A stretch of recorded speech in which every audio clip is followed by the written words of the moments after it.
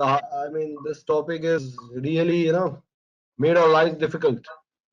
And USMLE is one of the very few exams in the world which ask the hard sounds. I mean, in which you have to recognize the hard sounds on your own clinical knowledge and clinical judgment. Right. So I thought that this topic should be, it should be made a little bit easier because there is no particular way of teaching you this because this is something really clinical. And I cannot say that after seeing this lecture you'll be able to diagnose all the hard sounds.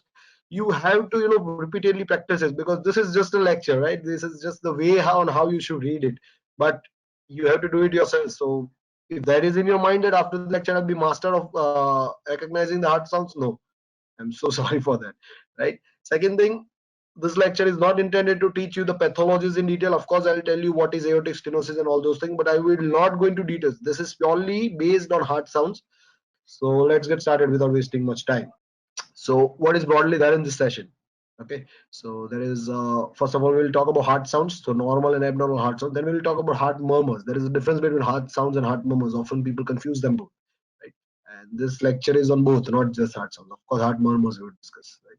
So there will be different types of murmurs, and I will tell you a little bit data on how to recognize them. I will tell you the key points to recognize them. All right. Last, I will do some question practice. That's it. That's the lecture all about.